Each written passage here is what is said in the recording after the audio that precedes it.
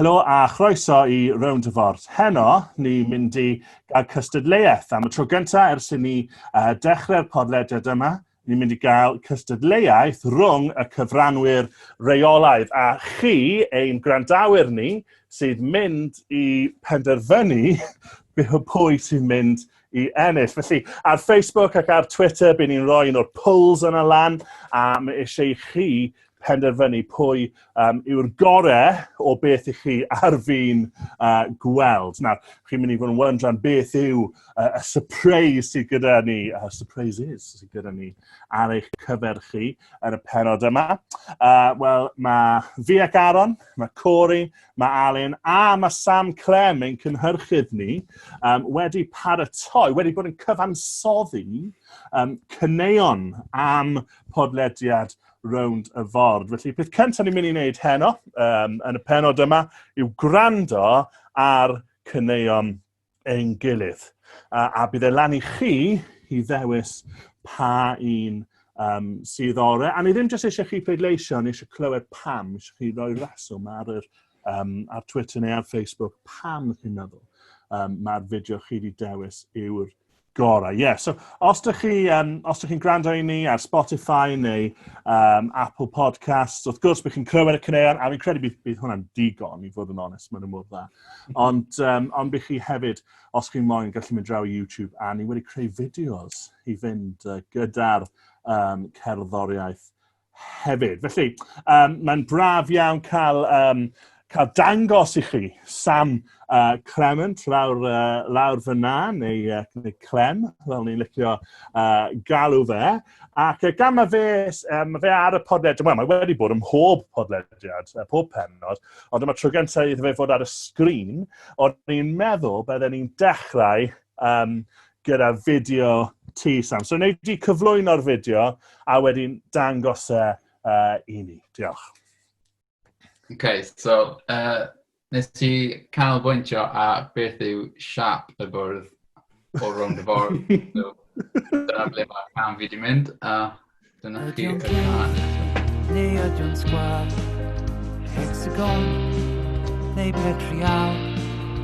Does na neb sy'n gwybod beth I eisiau, ond gwrandewch I podlediad Rownd y Ford. Ydw'n cylch, neu ydw'n sgwar, hexagon, neu dechrau. Does na neb sy'n gwybod beth I eisiau, ond gwrandewch I podlediad Rownd y Ford. Gwrandewch I podlediad Rownd y Ford.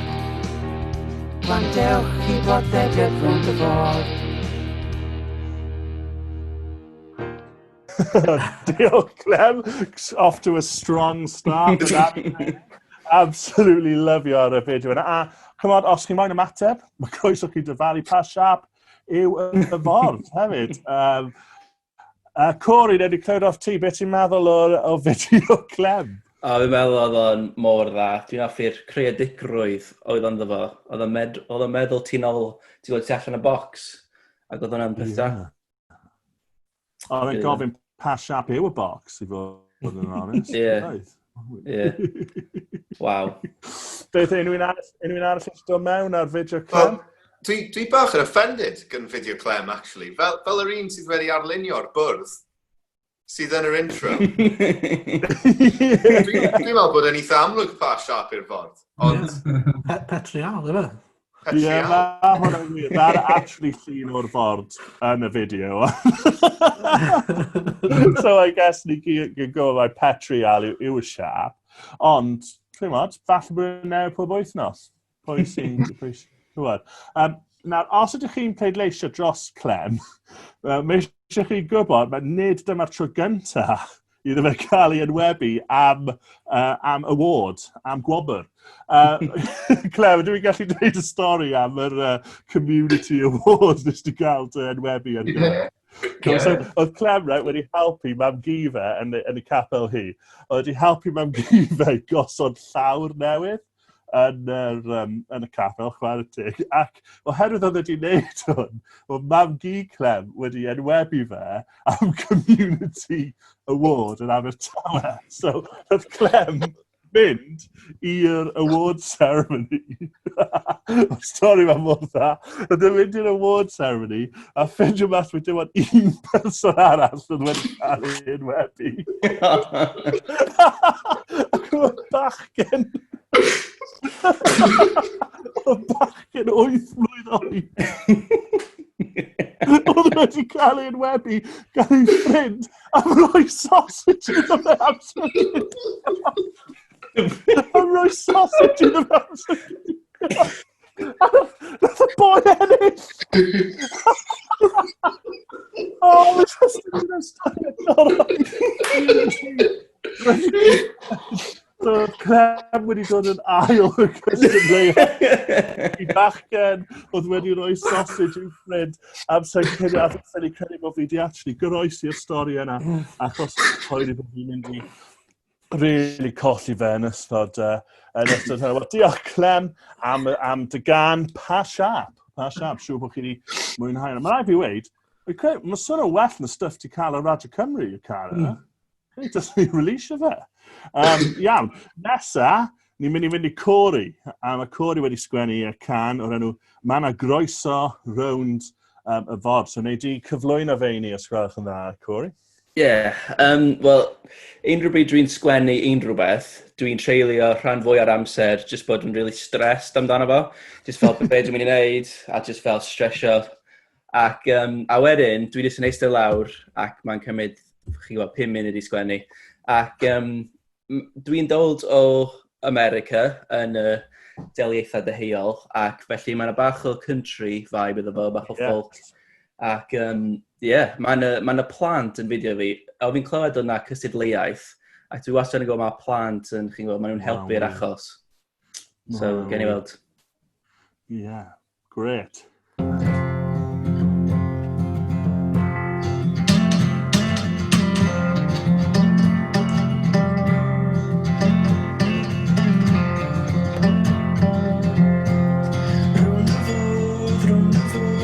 Croeso i ti rownd y fod, rownd y fod, mae croeso i ti rownd y fod. Os ti'n teimlo'n hapus neu os ti'n teimlo'n drist, os mae gen ti gwestiwn am yr arglwydd Iesu Grist, bynt yna cadarlan a ni a fe gefn hwyl a ffri. Sgwrs am bob peth yn y byd ych chi ddwlu ag i hi. Rownd y fod, mae croeso i ti rownd y fod.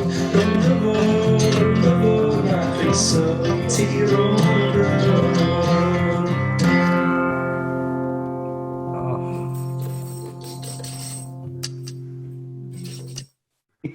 Oh, Corey, joio hwnna'n fawr. A fi'n credu ti'n iawn, fi'n credu mae'r plant yna'n mynd i cael cwpl extra.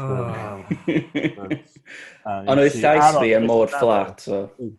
Ie, chwarae teg iddyn nhw. Aron, beth ti'n meddwl o'r fideo yna? Wel, defnydd clyfar iawn o plant bach i gain y votes.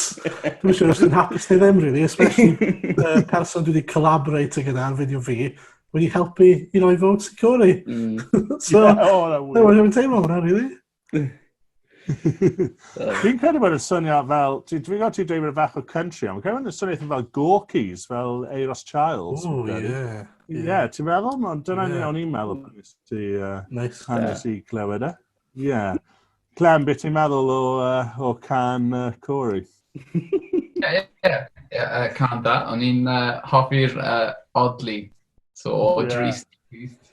Yeah, good Oddly, fyna. Mae'n enjoy Oddly. Os oedd unrhyw beth oedd falle'n tynnu votes lawr, oedd dim fel capital I ar Iesu Grist. Mae'n well bod ni'n dweud y cyn i rhywun arall. Ie, yn credu mae hwnna yn wir. Iawn, wel, Alun, fi'n credu ni'n mynd i fynd at dy gan dyn. Alun yw mae'n gerddorol iawn. Mae'n un o'r pobl annoying yna sy'n gallu chwarae pob dim. So, no pressure ond drosodd i ti, Aron. Wel, diolch Derek. Wel, ti'n dweud hynna, ond nes i penderfynu. Dwi wedi bod yn watch a lot o the US Office yn ddiweddar, a mae cymeriad yn hwnna o'r enw Andy Bernard sydd yn gwneud pob dim yn a cappella. So fe yw prif, fy prif ddylanwad yn y gan yma. So mae'n hollol a cappella. A hwn yw diss track cyntaf byd podlediadau Cymreig.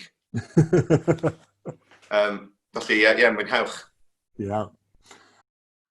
Ni'n ffrindiau dag y sgwrs, mae seiat yn gred wrth gwrs, ond pant ar rownd y ffordd sy'n ben, does gyda nhw ddim clem. Does gyda nhw ddim clem. Does gyda nhw ddim clem. Mae'n bwysig bod penod cael un sy'n trafod ein cynhyrchydd ni san clem.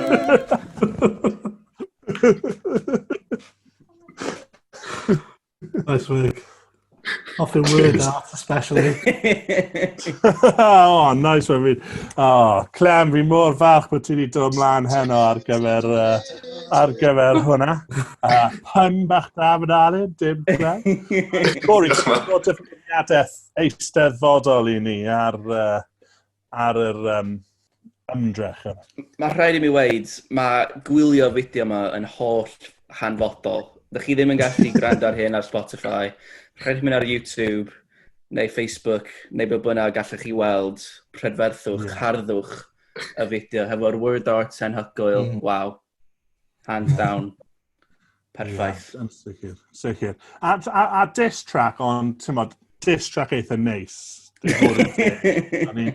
O'n i'n poeni am pa fath o bethau oedd ar fi'n cael ei ddweud yn y diss track. Absolutely. Lyfio hwnna. Ti'n siŵr fod mynd i colli cwpl o votes am mention o'r US office, ond... Dim byd i gymharu ar un cywir. Right, so, ymlaen â ni, fi credu.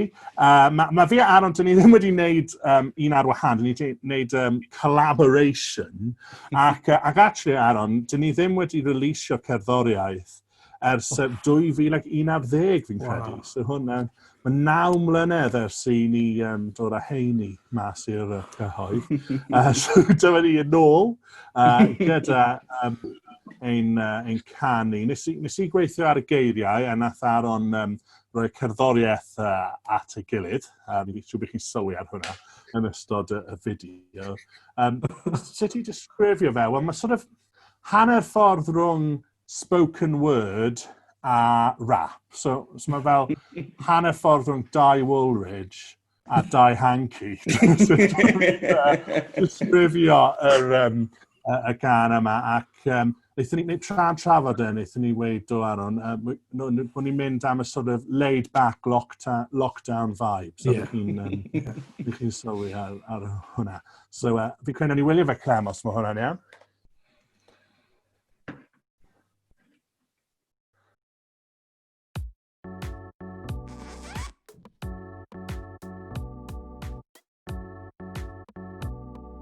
Ni dod rownd y ffordd, ni dod rownd y bwrdd.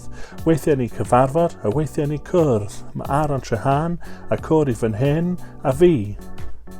Ac Alun Bryn, felly plis dwedwch wrth eich mam gys. Newch chi gwrando ar ein podlediad, please. Hey mam gy. Newch chi gwrando ar ein podlediad, please. Hey mam gy. Newch chi gwrando ar ein podlediad, please. P-Rig a Treharne, nôl yn y tŷ, 2K20, lockdown.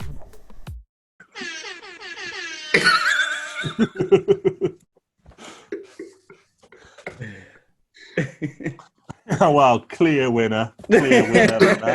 Alun, rod y gamoliaeth i'r cam.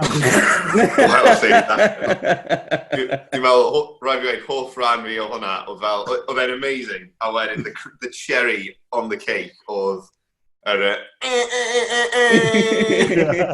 Yes, diolch Aron am hwnna. Great. Corey, ti eisiau rhoi dweud pethau da am y can? Wel, chi gwybod, da ni efo amrywiaeth anhygoel o ran ein doniau fan hyn.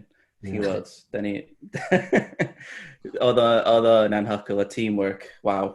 Ie, fi'n credu beth i ni undod ond nid unffurfiaeth. Dyna i ni'n dangos heno. Ac wrth gwrs, mae fi a Aron yn y sîn rap Gymraeg, tra bod chi yn aros yn y sîn rock Gymraeg. Ond fi'n credu bod ni wedi cynrychioli'r sîn yn dda. Dyn ni'n creu sîn newydd fan hyn. Heno, sîn rap Gymraeg. Wel, diolch i chi am cymryd rhan. Cofiwch, os ych chi'n hoffi un mwy na'r lleill, ewch ar Facebook, ewch ar Twitter, a bydd yna cyfle i chi pleidleisio dros yr un man gys, os ych chi'n gallu. Wel, heno, ni'n mynd i cadw ymlaen i drafod Effesiaid. Wnaethon ni wedi wneud dros y 2 pennod diwetha, wnaethon ni edrych. Tro diwetha oedd y 4 o ni gyda'n gilydd, wnaethon ni edrych ar Effesiaid 1 i 3 a canolbwyntio ar Effesiaid 2 i 10. Aron mynd i roi cyflwyniad i ni i Effesiaid 4 i 6, a wedyn ni'n mynd i canolbwyntio ar darlleniad arall. Felly, Aron, drosodd i ti, a wneud i roi rannu dy gyflwyniad gyda ni. Ie, so fel oedd Derek yn sôn, rhyw bythefnos yn ôl erbyn hyn, dwi'n meddwl, nathon ni edrych ar pennod 1 i 3, oedd i gyd ynglyn â beth yw ein statws ni neu pwy ydyn ni nawr am ein bod ni yn Gristnogion, bod ni yn Crist. Dyn ni fel petai wedi cael pasbort i fod yn ddinasyddion yn heyrnas Dduw. Dyn ni'n bobl hollol wahanol. A mae'n sôn am sut mae hynny wedi digwydd. Wel, o bennod 4 i 6, mae'r ffocws yn newid chydig bach i ystyried wel beth yw'n ymateb ymarferol ni, neu beth yw'r ymateb yn allanol bron i'r hyn sydd wedi digwydd y tu fewn i ni. A mae Paul yn ateb y cwestiwn yma o sut dylen ni fyw, sut dylen nhw fyw a sut dylen ni fyw fel pobl Iesu Grist yn y byd. A ym mhenod 4, a byddwn ni'n edrych ar hyn heddiw tipyn bach, mae'n sôn bod ni'n un corff neu bod ni'n byw fel un teulu yng Nghrist.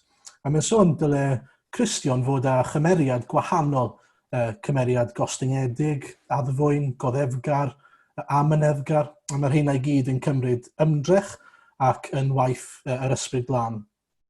A wedyn mae'n mynd mlaen i sôn bod undod yn yr eglwys oherwydd fod pawb wedi dod yn Gristnogion yn yr un ffordd.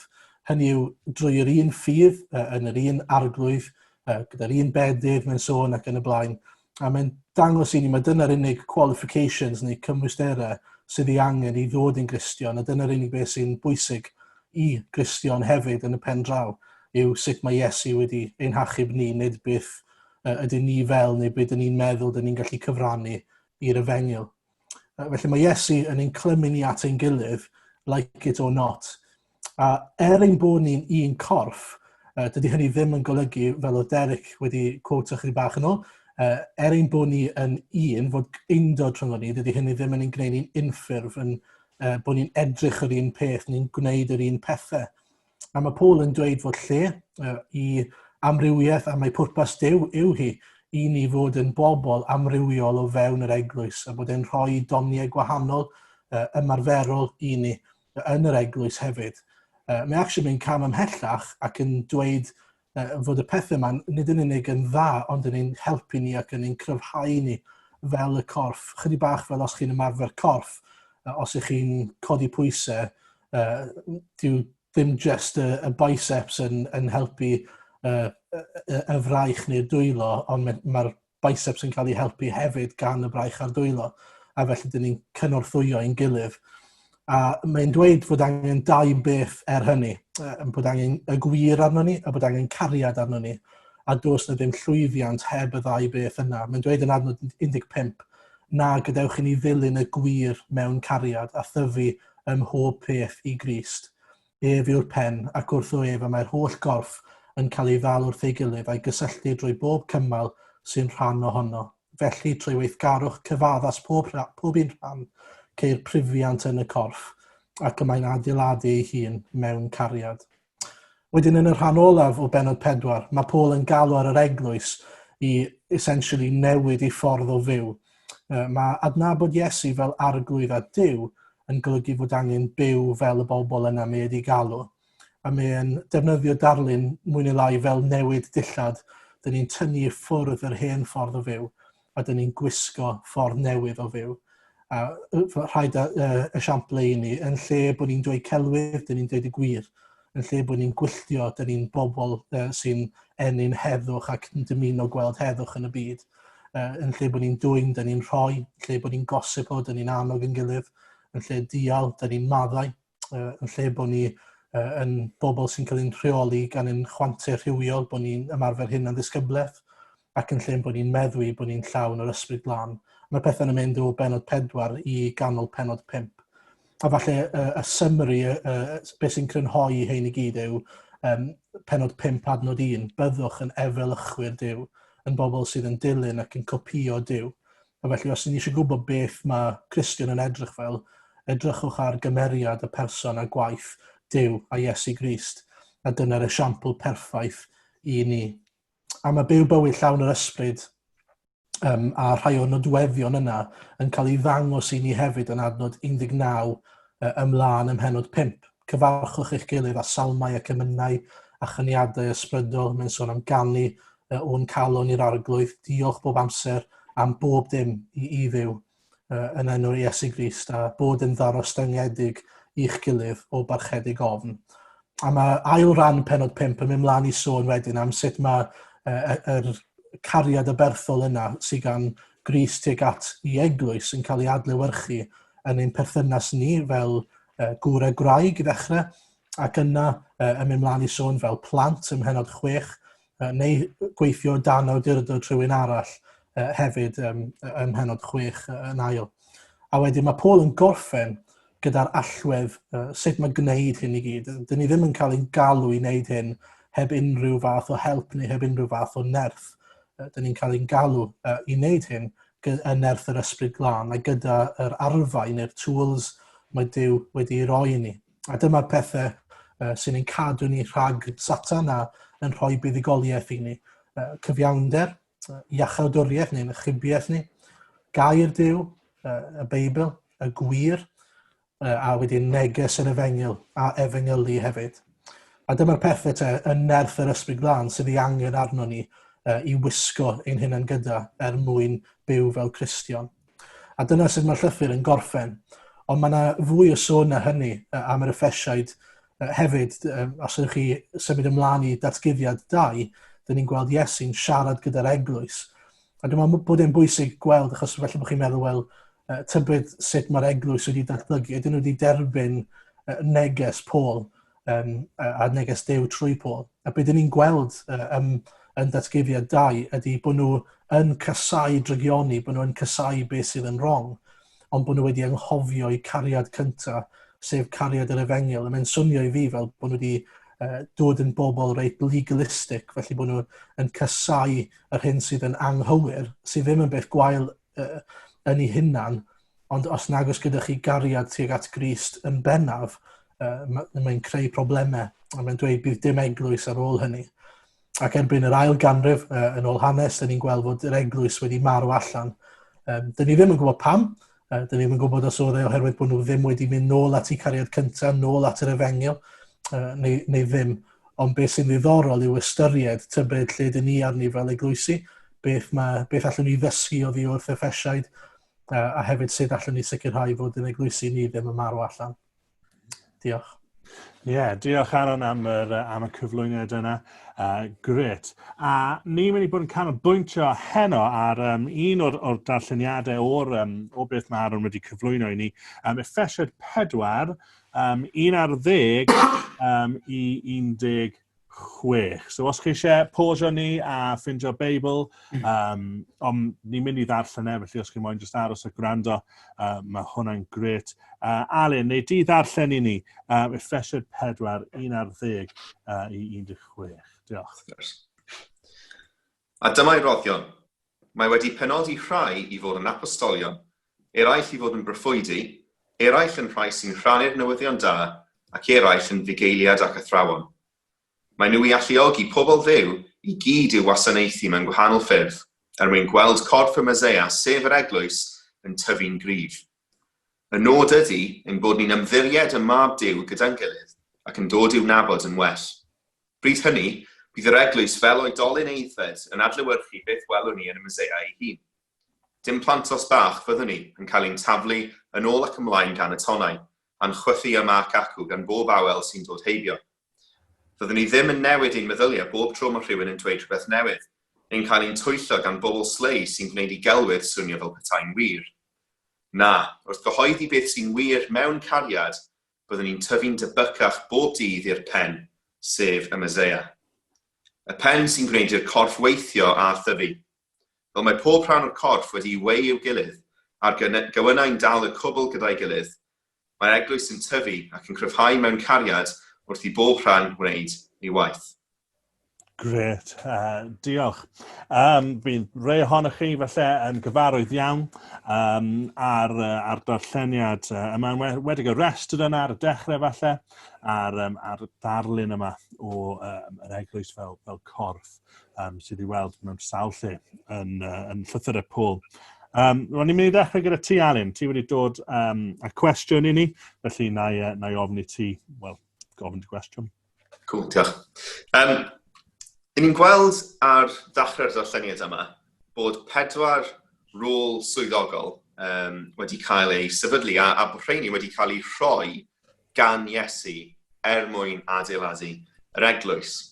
Ond y cwestiwn sydd gyda fi yw, ydyn ni yng Nghymru wedi ffocysu ar rôl yr athro bugail, neu'r gweidog neu'r henadur, ar draul y gweddill? Os ie, pam dyn ni wedi wneud hynna? A sut gallwn ni symud eglwysi ymlaen at fodel sydd yn adlewyrchu be ni'n gweld yn Effesiaid? Ie, fi'n credu bod yn cwestiwn mor bwysig, cwestiwn mor berthnasol i ni yng Nghymru ac yn ein cyd-destun ni. Mae yna 4 rôl fel mae Alun wedi dweud, yr apostol, y proffwyd, yr efengylwr, nid yr efengyl, yr efengylwr, as in evangelist, ac yr athro fugail sydd yn un rôl fyna yn y 4ydd pwynt. Fi eisiau mynd trwy rhain am sydyn, a wedyn newn ni car ymlaen gyda'r cwestiwn. Fi'n gwybod bod pobl yn anghytuno falle ar beth yw y roles yma. Ni ddim yn esgus bod pobl ddim gyda barn gwahanol, a please, newch chi ymateb, newch chi cyfrannu, cysylltwch gyda ni a dweud beth ych chi'n meddwl am y restr yma. Ond apostol, rhywun sydd yn cael ei ddanfon gan Dduw gyda neges Crist i ardal arbennig gyda cyfrifoldeb dros sefydlu eglwys neu eglwysi fyna a'i gweld nhw'n tyfu ac yn ffynnu. Dyna sut bys ni'n diffinio apostol. Proffwyd, rhywun sydd yn dod â gair Duw i fewn i sefyllfa arbennig. Hynny yw, fi'n credu proffwyd yw rhywun sy'n siarad calon Duw i fewn i gyd-destun arbennig. So hynny yw rhywun sydd yn gallu darllen sefyllfa a darllen y gair, a darllen calon Duw, a dod â neges Duw i fewn i'r sefyllfa. A hefyd mae'r proffwyd weithiau yn gallu siarad am pethau sy'n mynd i ddigwydd yn y dyfodol.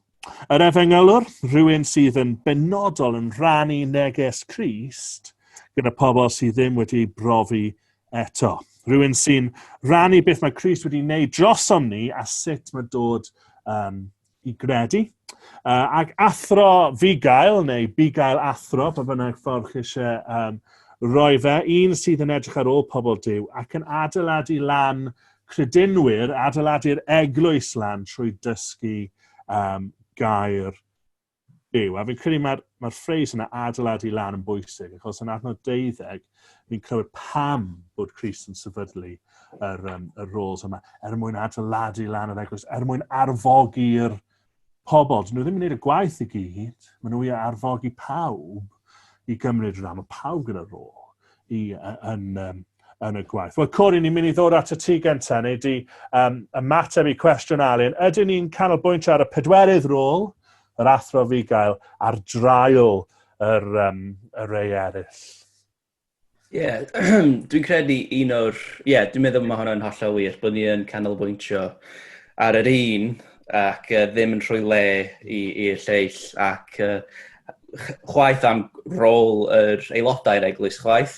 A dwi'n meddwl hwnna ydy un o'r problemau ydy bod ni'n trin yr eglwys fel wyddfa yn ôl y traddodiad, yn hytrach na eglwys ydy pobl Duw sydd wedyn yn neud gwaith yr arglwydd. Oherwydd mae'n dweud bod Iesu yn rhoi doniau yn enwedig i'r rhai yma yn adnod 12 i cymhwyso'r saint i waith gweinidogaeth. Ac felly pan da ni yn dim ond yn canolbwyntio ar un, ar yr athro, ar y bugail, wedyn da ni dim ond yn cael hwnna. Mae eglwys yn adlewyrchu gwirionedd yr un rôl, ond wedyn os mae pawb yn cydnabod ei ddoniau, ac hefyd, da ni hefo'r apostolion, da ni hefo'r efangelwyr. Wedyn, pan maen nhw yn ei rôl, a maen nhw'n llwyddo yn ei rôl, da ni'n gweld yr eglwys yn tyfu ac yn ffynnu, fel oedd y tî'n dweud. Ond oherwydd da ni ddim wedi canolbwyntio arnyn nhw, ond dim ond ar yr un, dwi'n credu dyna pam da ni'n profi falle bach o gwendid mewn ffordd. A mae hwnna'n rôl anhygoel arbennig i rhywun gael. Dwi'n eisiau cymryd oddi wrth hwnna o gwbl, ond dwi eisiau hefyd pwysleisio ar pwysigrwydd y lleill, ond hefyd pwysigrwydd yr aelodau. Cael defnyddio ei ddoniau yn hytrach dim ond mewn wyddfa.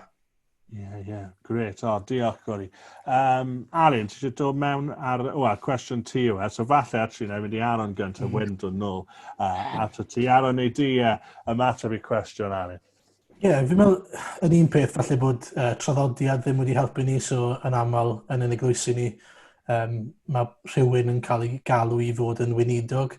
Dwi'n meddwl mae yna un falle peryg fan hyn bod ni'n cyfyngu Duw i bod e jyst yn gallu donio un person mewn un ffordd, gall Duw yn donio ni i wneud mwy na un peth. A dwi'n meddwl bod hwnna'n cael ei adlewyrchu'n actor rhywfaint, felly mae'r apostolion yn dweud i hynna nag nhw bod nhw eisiau canolbwyntio ar bregethiad y gair ac ar weddi. A felly mae'r apostolion fyna i yn apostolion, ond hefyd yn bregethwyr y gair, yn athrawon ac yn fugeiliaid. A felly mae'n amlwg bod e ddim o'r clear cut a dweud, wel, dyma un apostol, dyma un athro. Hefyd, wrth gwrs, mae niferoedd a p'un mae Duw yn dewis donio pobl hefyd yn ffactor. Ond dwi'n meddwl bod yna le i ni, falle, o'n i'n meddwl am 3 pheth yn benodol gallwn ni wneud, falle, i helpu gyda hyn. Un peth yn gyntaf yw gweddio. Dwi'n yn siŵr pa mor aml dyn ni'n gweddio i Dduw i ddonio pobl, i fod y bobl yma. Mae hwnna falle'n gam cyntaf da. Yn ail wedyn pregethu yn glir gan esbonio fod Duw yn donio pobl fel hyn. Ac felly mae pobl yn ymwybodol dyle yr eglwys edrych fel hyn, neu dyle'r doniau yma cael ei fod yn rhan o fywyd yr eglwys. Ac os nag yw hwnna'n rhan o'r eglwys, felly bod hwnna'n achos gweddi brys i'r eglwys honno. A wedyn yn drydydd, falle meithrin hefyd. Felly os ni'n gweld rhywun sy'n dangos unrhyw ddawn efengylu neu rhywfaint o ddawn dysgu bod ni'n meithrin hwnnw, bod ni'n ceisio datblygu nhw yn rhoi cyfleon iddyn nhw wedyn. Fel oedd Cori'n dweud, mae temptasiwn falle bod ni'n yn trin yr eglwys fel oedfa, felly ddim yn gweld hynny ym mhobl, ond hefyd ddim yn rhoi cyfleon i bobl i wneud pethau gwahanol. So falle 3 pheth yna, ddim bod fi'n expert o gwbl ar y pethau yna. A fi'n credu wneud lle hefyd i pethau, fel yn enghraifft, os dyn ni'n mynd i meithrin rhywun gyda dawn proffwydo, rhaid ni'n wneud lle i broffwydoliaeth yn ein heglwys. A fi'n credu mae hwnna'n anodd, achos mae tym bach yn scary, nag yw e. Si actually tyfu lan mewn capel lle bydde, oedd un o'r hyniriad gyda dawn proffwydol eitha amlwg, ac ond eithon nhw'n modelu'n really dda sut oedd gyda fe rôl yn y ffordd oedd beth oedd e'n dod â i'r eglwys yn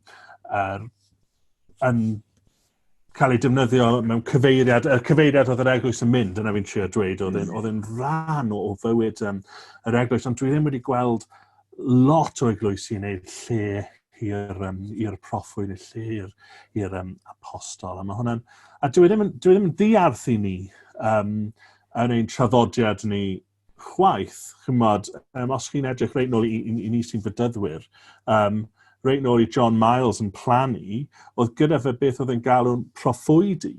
Oedd yn mynd a neges diw i'r bobl. Oedd gyda fe sicr rôl apostolaidd dros y gwahanol cynulleidfaoedd oedd yn cael ei blannu. Dyn ni wedi colli'r pethau yma trwy hanes. So, Alun, o'n i'n dweud byddwn ni'n dod nôl at y ti, fi'n addo bod ni'n mynd i wneud un o'i sylwadau ar cwestiwn di'n hyn. Ie, wrth gwrs, mae'n diddorol. Dwi'n paratoi closing marks, so wedyn wrth glywed beth mae pawb yn dweud, mae'n gymaint o beth arall yn dod i'r meddwl. Dwi'n meddwl, just so o beth ti'n sôn fyna, Derek, am rôl John Miles gyda'r bydyddwyr, fydden ni tracio fe'n hwyrach na nawr, oedd y Puritaniaid yn oes Elizabeth. Oedd gyda nhw'r cyfarfodydd proffwydoli yma. A mae hwnna'n, mae'r traddodiad Puritanaidd mae'r Presbyteriaid yn ei fydyddwyr dyn ni gyd yn dod o hynna. So, dwi'n meddwl mae'n...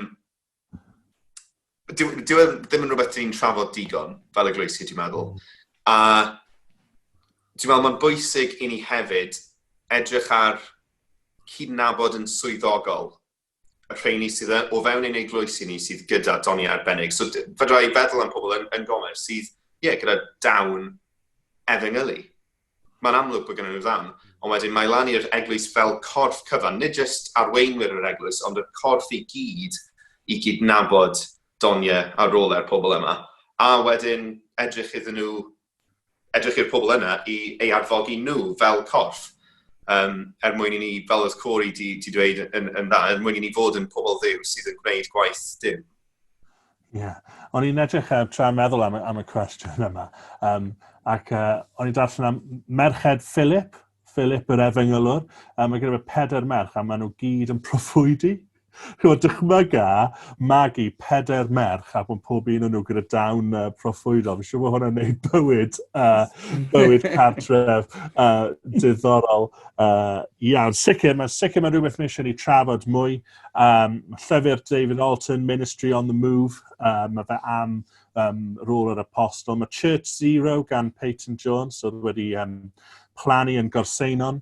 Mae llyfr fe am yr un peth, a mae'n werth i ni dechrau'r trafodaeth fi'n credu ar y pethau yma. Corey, ti wedi dod â cwestiwn i ni hefyd, neu di ofyn ti? Ie, dwi'n meddwl bod yn cysylltiedig i beth oedd Alun yn gofyn hefyd. Ond yn ein testyn ni, da ni'n edrych hefyd ar sut mae Corff Crist yn un gyda'i gilydd. Ac mae'r testament newydd yn trin wrth gwrs eglwysi lleol, ond hefyd yr eglwys fel Corff Crist. Ac chi'n gwybod, yn ein cyd-destun ni, mae yna nifer o enwadau gwahanol. Weithiau mae'n tref, a maen nhw i gyd yn capeli bach sydd yn stryglo. Ac mae yna ddim lot fawr o cyd-gweithio gyda'i gilydd. Mae'n dibynnu ble i chi wrth gwrs. Ond cwestiwn fi yw, sut gallwn ni cydweithio yn well gyda'n gilydd dros ein enwadau ni, dros gwaith yr eglwys yn lleol, yn cynhadol, ac hefyd ble mae pobl yn gallu, chi'n gwybod, ymarfer ei ddoniau gwahanol yn cyd-destun gwaith ecwmenaidd gyda'i gilydd mwyn gwaith yr eglwys cael ei wneud yn lleol. Ie, definitely. Ni'n darllen fan hyn ag ni am yr eglwys fel corff. A ni'n dieddol o bregethu hwnna, ni'n trafod hwnna yn hermau bod unigolion, credinwyr unigol yn neud lan corff yr eglwys leol bron. Dyn ni'n dieddol edrych arno fe fel yna. Ond wrth gwrs, mae hefyd yn golygu bod yr eglwys byd-eang wedi wneud allan o aelodau'r corff yr eglwysi lleol, nag yw yn dod at ei gilydd ac yn cyd weithio. Fi'n credu ti'n iawn, o'n i'n meddwl am y rhos Llanechrigog pan o'n i'n byw fyna, jyst y nifer o gapeli oedd yn y pentre fyna. Oedd yna 2 bydyddwyr Cymraeg, yna bydyddwyr Saesneg, yna bydyddwyr Albanaidd, ac yna bydyddwyr Campbellaidd. Hwna cyn i ni dechrau sôn am pobl sydd ddim yn fydyddwyr. Mae'n cwestiwn really da fan hyn. Beth yw natur y cydweithio ni eisiau gweld? Sut mae hwnna'n edrych. Sut mae bod yn un corff mewn lle yn edrych? Alun, ti'n moyn dod mewn gyntaf ar yr un yma? I ni'n cael y drafodaeth yma fel 4 dyn o enwadau sydd i ni'n dod at y drafodaeth yma ynglyn â rôl enwad gyda agendas ein hunain, nag ni? Ond dwi yn meddwl bod mae'n dda bod ni yn codi'r cwestiwn. Mae yna rhywbeth nath taro fi, o'n i'n gwrando ar podcast yn ddiweddar, lle oedd gweinidog yn esbonio, os oedd aelod gyda fe'n dweud, dwi'n symud tref, dwi'n mynd i fyw rhywle arall, dwi wedi cael swydd newydd. So mae'n ystod lawr gyda fe'n gweithio mas, lle ti'n mynd i fynd i'r eglwys pan ti'n symud. A mae'r gweinidog yma'n fydyddiwr. A ddyn dweud, os oes na dewis rhwng eglwys sydd yn galw ei hunain yn fyddyddwyr, ond sydd ddim yn pregethu'r efengil, neu eglwys presbyteraeth sydd yn pregethu'r efengil, dwi'n mynd i danfon yr aelod i'r eglwys presbyteraeth, achos nhw sydd yn pregethu'r efengil. A mae'n kind of scenario made up diddorol, ond mae fe'n codi'r pwynt ble mae ein partneriaeth ni, beth sydd wir yn gwneud ni yn frodyr a chwiorydd yn Crist, a yr efengil yw hwnnw.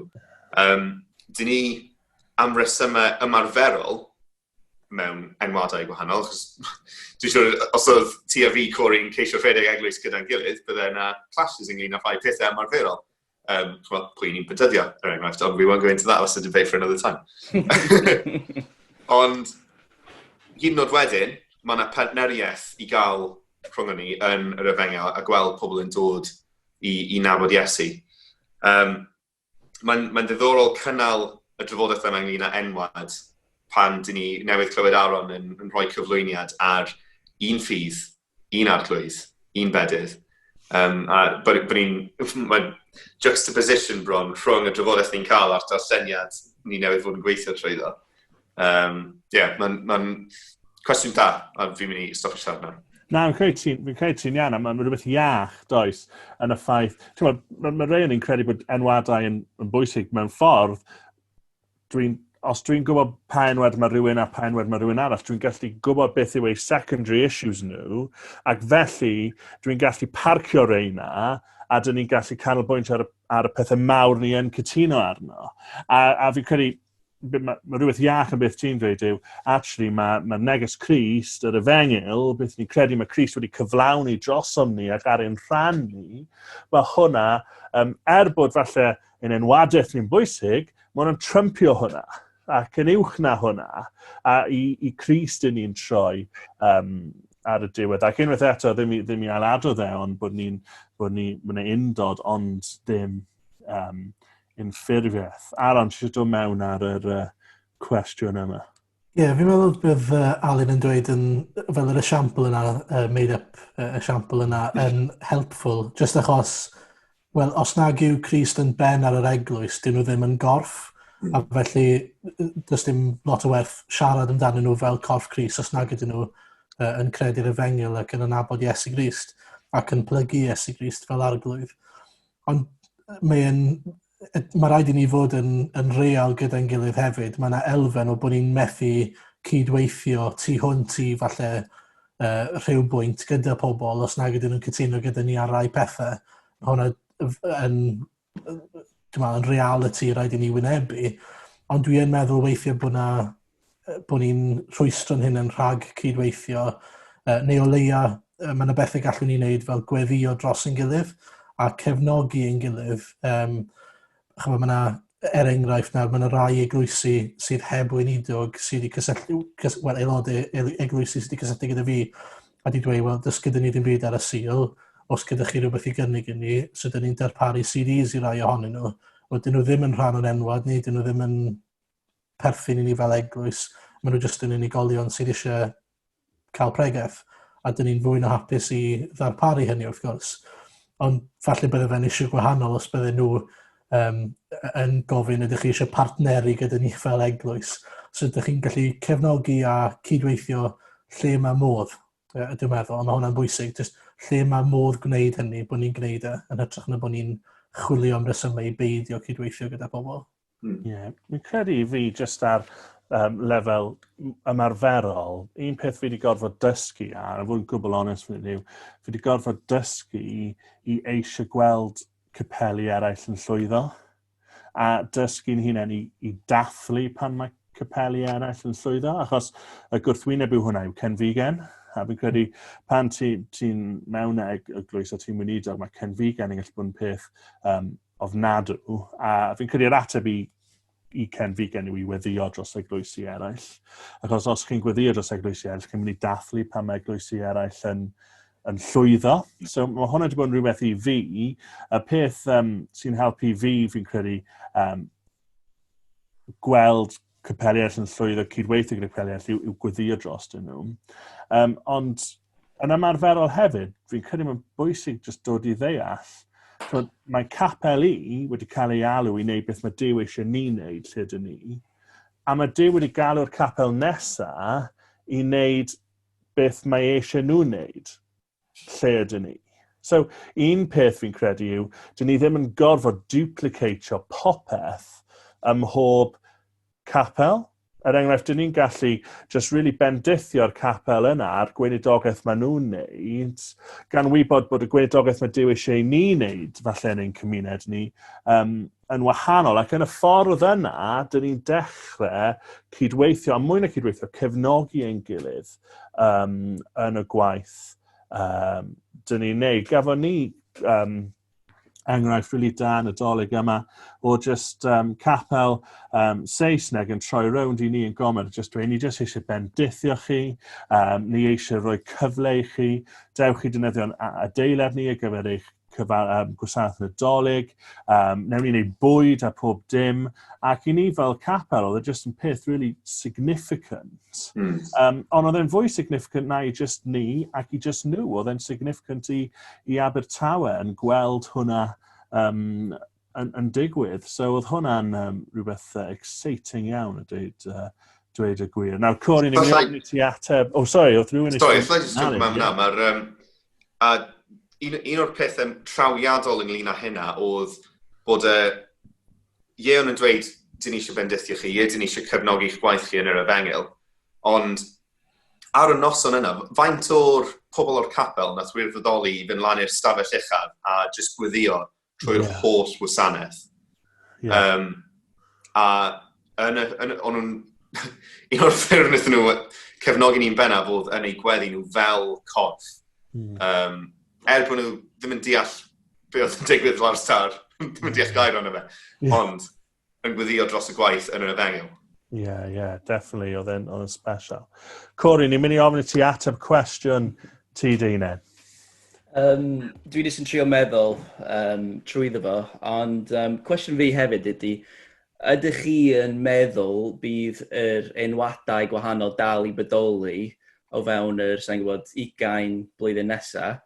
Enghraifft, dwi yn byw rili agos I tref, a mae gen I capel yna, ond mae yna hefyd, so dyn ni'n Presbyteriau, mae hefyd enwadau gwahanol yna, ond maen nhw I gyd ar fi'n marw, maen nhw I gyd yn lleihau yn weddol fach, a mae'r tref yn eitha mawr, ac dwi jyst yn meddwl yn strategol sut gallwn ni pwlio ein adnoddau at ei gilydd mwyn wneud, bydda ni I gyd yn credu beth sy'n pwysig ydy rhoi cyfle I pobl dod I adnabod Iesu Grist, sut gallwn ni gwir cydweithio gyda'n gilydd.